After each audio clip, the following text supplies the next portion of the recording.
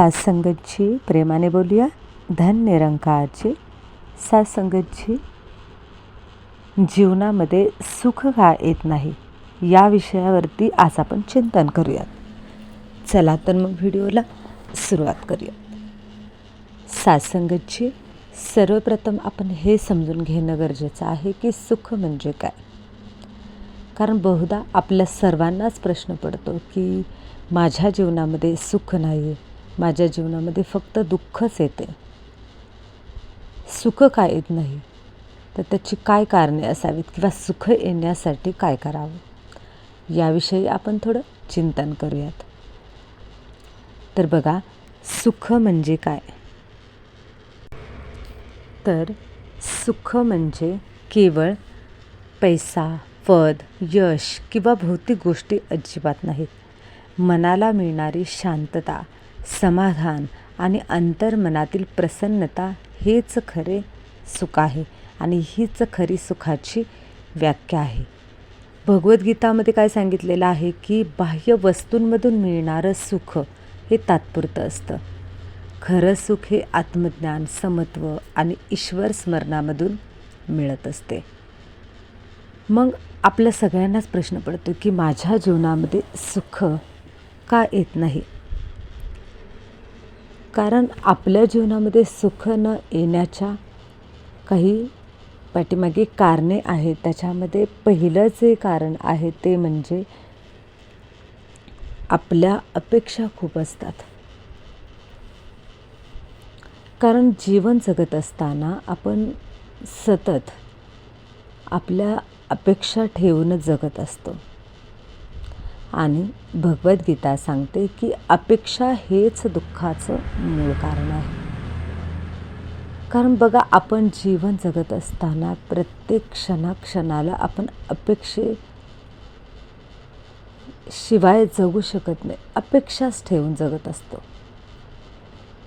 सकाळी उठला, माझ्या मुलांनी लवकर उठावं, त्यांनी लवकर आवरावं ही अपेक्षा.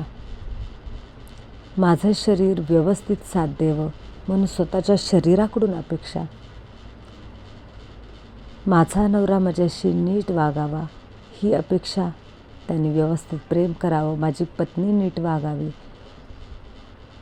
तिनं प्रेम करावं ही अपेक्षा. मुलांकडून अपेक्षा, मुलांनी आदर करावा. आम्ही जे सांगतो ते सगळं काही ऐकावं ही अपेक्षा. ऑफिसमध्ये गेल्यानंतर ऑफिसमधले सगळ्यांनी माझ्यावर प्रेम करावं, माझं सगळं काही ऐकावं ही अपेक्षा. म्हणजे आपण प्रत्येक ठिकाणी अपेक्षा ठेवून जगत असतो. आणि समजा जर मी माझ्या मुलाकडून अपेक्षा केली आणि जर समजा मुलगा त्याच्या विपरीत वागला, तर मी त्या ठिकाणी दुःखी झाले. आणि काय झालं, एक संबंधातलं एक सुख असतं. संबंध जर प्रेमभरे असतील, संबंध जर सुख देणारे असतील तर आपण सुखी होतो. म्हणजे जशी आपण त्यांच्याकडून अपेक्षा ठेवली आहे तसं त्यांनी आपल्याला दिलेलं आहे. म्हणून मी सुखी झाले, म्हणून मी सुखी झालो. अपेक्षा आणि अपेक्षा जर भंग झाला, आपल्या अपेक्षा जर आपल्या नाही पूर्ण झाल्या, तर आपण त्या ठिकाणी मात्र दुःखी होऊन जातो. परंतु अध्यात्म शिकवतं की कोणतीही परिस्थिती असो,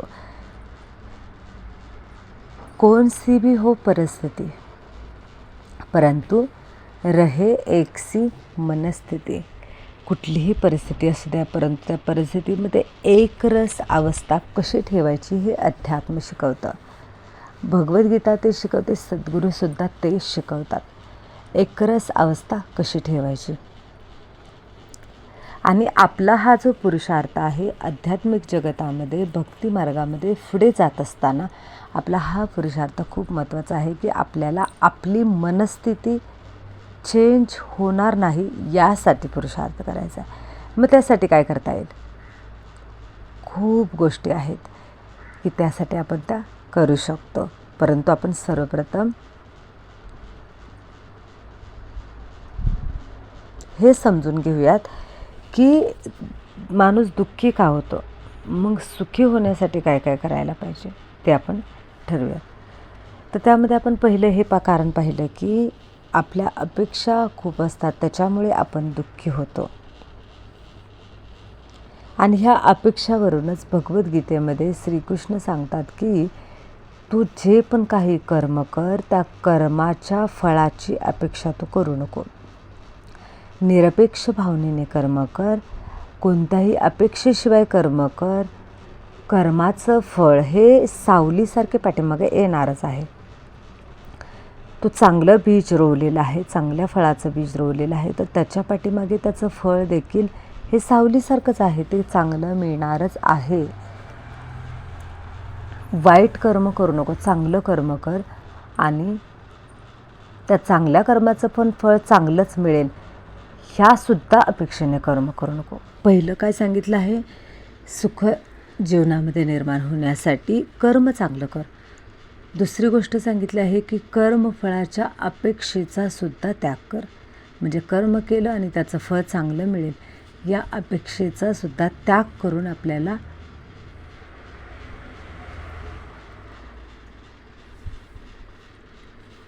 पुढे जायचं आहे. दुसरी गोष्ट आहे, इतरांशी तुलना केल्यामुळे असमाधान वाढतं.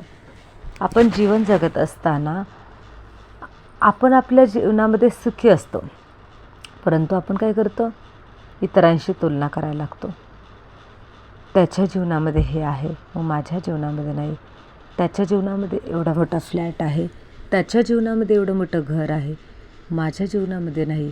मग मी दुःखी झालो आणि ते प्राप्त करण्यासाठी रात्रंदिवस एक करून आपण पैसा कमवायला लागतो, दुःखी होतो. आपलं जीवन ते चाललं हे खूप सुखी चाललेलं असतं, परंतु आपण इतरांशी तुलना करायला लागतो आणि इतरांशी तुलना करत असताना आपण दुःखी होतो. त्यामुळं आपण इतरांशी तुलना किती करायची? आपण इतरांशी तुलना करणं योग्य आहे का? त्याच्यामुळं आपलं काय नुकसान होतं हे आपण मात्र पाहतच नाही. आणि आपल्याला भक्ती शिकवते की इतरांशी तुलना नाही करायची.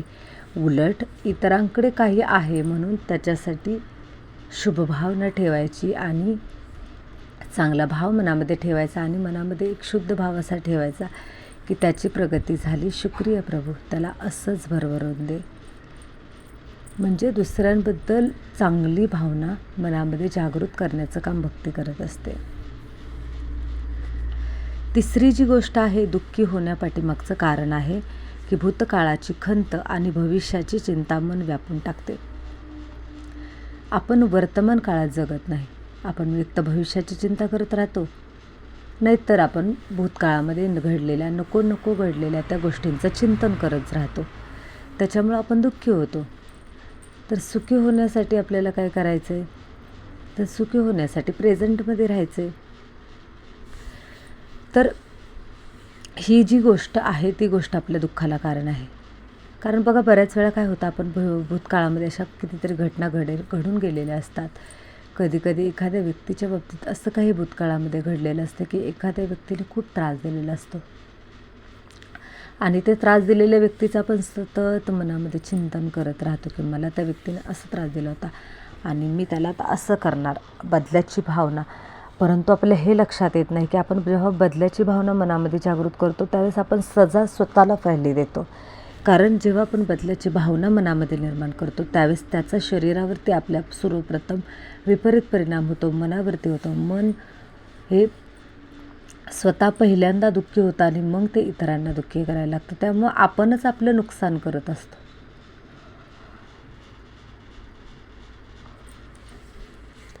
त्यामुळे आपण भूतकाळाची खंत मनामध्ये ठेवून जगायचं नाही आणि आपण भविष्याची चिंता विनाकारण करत राहतो की माझ्या भविष्यामध्ये माझ्या मुलांचं काय होईल, माझं काय होईल.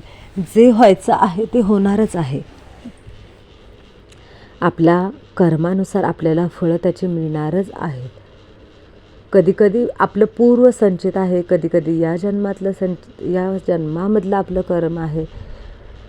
सगळ्यात महत्त्वाचं म्हणजे आपलं ह्या जन्मामध्ये जे कर्म आपण करतो ते सुंदर करायचं. आणि जर आपण पूर्वजन्मातलं आपलं काही पाप असेल त्याच्यानुसार जर आपल्या जीवनामध्ये काही आपल्याला भोग निर्माण झालेले असतील, कधीकधी आपल्या कुटुंबियांच्या बाबतीतून असतील, कधीकधी बाहेरच्या व्यक्तींच्या बाबतीतून असतील, कधीकधी आपल्या जीवनामध्ये धनाची उपलब्धी कमी असेल, या बाबतीतून असेल, फक्त आपण जे आलेलं आहे ते हसत हसत त्या गोष्टीला सामोरं जायचं आहे आणि कर्म मात्र सुंदर करत राहायचं आहे. त्याच्यामुळे आपल्या जीवनामध्ये सुख येण्यास प्रारंभ होईल. त्याच्यानंतर चौथी जी गोष्ट आहे, लोभ, क्रोध, अहंकार आणि मोह, हे जे विकार आहेत ते मनाची शांती हिरावून घेतात. आपण जीवनामध्ये दुःखी होण्याचं कारण काय आहे तर आपल्यामध्ये असलेले हे षडरिपू, षडविकार, त्याचा जर बारकाव्यानं जर आपण अभ्यास केला ना तर एक त्याच्यामधला विकार असा आहे की तो आपल्याला दुःखाकडे घेऊन जातो, आपल्या जीवनामध्ये दुःख निर्माण करतो. बघा की लोभ, जेव्हा आपल्याला पैसा हवा आहे, आपली भूकच भागत नाही, आपल्याकडं येतोय पैसा तरी अजून हवा आहे, येतोय पैसा तरी अजून हवा आहे, त्याच्यामधून काय होतो, माणूस कधीच सुखी राहू शकत नाही, तो दुःखी होतो. दुसरा जो विकार आहे तो म्हणजे क्रोध.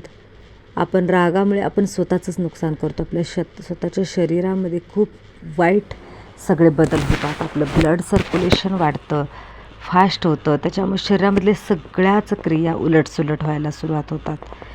जेव्हा आपल्याला राग येतो त्यावेळी आपल्या शरीरामध्ये नॅचरली प्रक्रिया काय सुरू असते की आपल्या शरीरामध्ये ऑक्सिजन आत जातो आणि कार्बन डायऑक्साईड बाहेर पडत असतो. परंतु जेव्हा आपल्याला क्रोध येतो त्यावेळी मात्र उलटी प्रक्रिया सुरू झालेली असते की बाहेरचा जो ऑक्सिजन आत येण्याऐवजी तो बाहेर जायला लागतो आणि आतला कार्बन डायऑक्साईड बाहेर पडण्याऐवजी तो आतच राहायला लागतो. म्हणजे उलटी प्रोसेस होते. त्याच्यामुळे शरीर हे रोगट होतं, शरीरामध्ये नको असलेल्या परिणाम घडायला लागतात, असाध्य आजार जडायला लागतात. जो व्यक्ती सतत क्रोध करतो त्यामुळे त्याचं शरीर हे दुर्बल बनायला सुरुवात होते. अहंकार, मीच मोठा, याच्यामुळे काय होतं, आपल्याला कोणी बोललेलं सहन होत नाही. मला असा बोलला, मला तसा का बोलला, मी त्याच्या बाबतीत हे केलं, मी ते केलं, म्हणजे आपला जो मी असतो तो मोठा असतो या ठिकाणी, त्यालाच अहंकार म्हटलेला आहे. त्याच्यामुळे आपण दुःखी होतो. आणि मोह म्हणजे आपण अटॅच असतो, हर एक गोष्टीमध्ये, वस्तूंमध्ये, व्यक्तींमध्ये अटॅच असतो.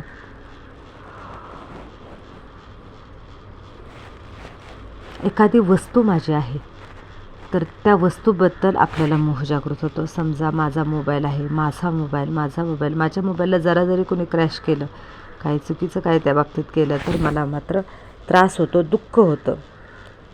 एखाद्या व्यक्तीमध्ये मोह आहे, ती व्यक्ती जर सोडून गेली तर आपल्याला त्रास होतो. त्याच्यामुळे आपली मनाची शांती पूर्णपणे भंग पावते. त्याच्यानंतर पुढचं जे कारण आहे की ज्याच्यामुळे आपल्याला दुःख होतं ते म्हणजे आहे, जे आहे त्याबद्दल कृतज्ञता न बाळगता जे नाही त्यावर मात्र आपलं लक्ष केंद्रित होतं. ईश्वराने जे दिले आपल्याला त्याच्याबद्दल त्याचा शुक्रिया भाव न बाळगता आपण काय करतो, जे आपल्याकडे नाही त्याच्यावरती लक्ष केंद्रित करत असतो. तर आता आपल्याला सगळ्यात महत्त्वाचा आपला जो आजच्या विषयाचा जो मुद्दा आहे तो म्हणजे मग आपल्या जीवनामध्ये सुख कसे निर्माण होईल, तर त्याचा आपण विचार करूयात. पहिलं गोष्ट आहे, रोज परमात्म्याचं नामस्मरण करा. जेव्हा आपण नामस्मरण करतो, कारण परमात्मा हा गुणांचा सागर आहे, गुणांचा स्रोत आहे. विज्ञानसुद्धा सांगते की आपण ज्याची आठवण करतो त्याच्यासारखं बनत जातो. आणि परमात्मा हा विकार नसलेला, म्हणजे विकार पूर्णपणे नष्ट झालेला, तो विकारहीन, विकार नसलेला स्रोत आहे. आणि अशा स्रोताची जर आपण आठवण केली तर हळूहळू एक दिवस असा येतो की आपण त्याच्यासारखं बनत जातो.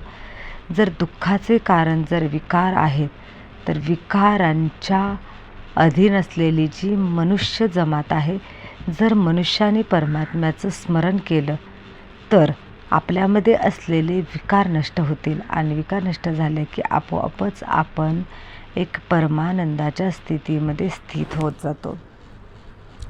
हे जे सुख निर्माण करण्यासाठीचं सगळ्यात महत्त्वाचं कारण आहे. दुसरं जे कारण आहे ते म्हणजे सत्संग आणि सेवा यांचा जीवनात समावेश करा. आता त्याच्यामध्ये पहिलं जे आहे ते सत्संग. सत्संग या शब्दाचा अर्थच असा आहे की सत्याचा संग, चांगल्या गोष्टींचा संग. ज्या ठिकाणी ईश्वराचं गुणगान गायलं जातं, ईश्वराचं स्मरण केलं जातं, चांगल्या गोष्टी शिकवल्या जातात, अशा सत्संगचा आपण सहवास करायचा आहे. त्याच्यामुळे आपल्या जीवनामध्ये सुख येणार आहे.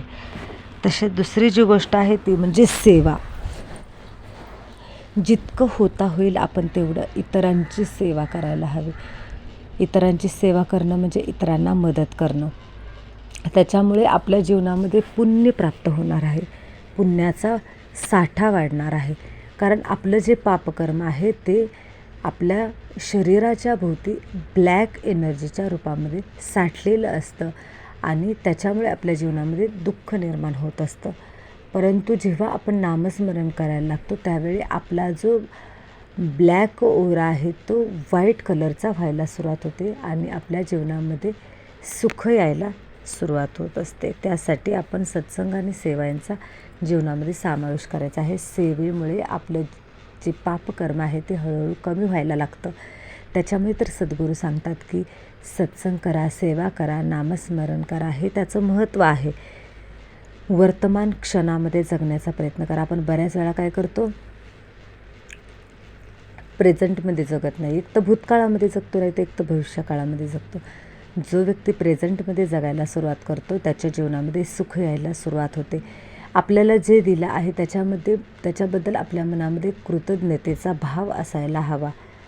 समाधानाची आपल्याला सवय लावायला हवी.